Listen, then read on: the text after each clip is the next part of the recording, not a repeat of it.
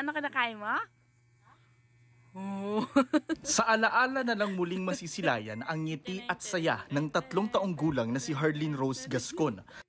Nasawi siya nitong March 8 matapos magulungan ng kotse. Hagip ng CCTV sa subdivision sa barangay Halang Naik, Cavite ang nangyari bandang alas 6 ng gabi noong araw na iyon. Naglalaro mag-isa sa labas si Harleen. Malapit siya sa isang green na kotse nakaparada noon. Nang umandar ang kotse, natumbok nito ang bata. Pumailalim ang biktima, nagulungan at nakaladkad ng ilang metro. Pagkahinto ng sasakyan, isang lalaki ang nakitang lumapit at bumaba ang driver.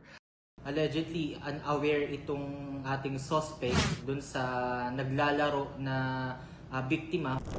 Kwento ng tiyahin ni Harleen, abala noon ang ina ng bata sa pagluluto pagka-uwi mula sa pagtitinda ng halo-halo. Habang ang ama ay may nilakad at nasa bahay ang mga kapatid. Hindi raw nila namalayang nakalabas na ng bahay si Harleen.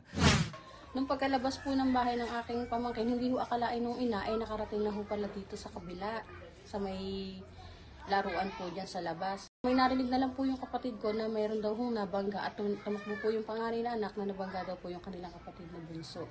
Sa taranta, dinala pa raw muna sa bahay ang bata matapos masagasaan bago dinala sa ospital. Bigong ma-revive ng mga doktor si Harleen. Agad ding nadakip ng mga pulis ang suspect na nakapagpiyansa matapos pagbigyan ng korte. Kinasuhan naman po natin siya ng reckless imprudence resulting to homicide. Dito po yung pamilya po ng bata, ang kapatid ko, na idiretso nga po para nga daw po may katarungan ng bata.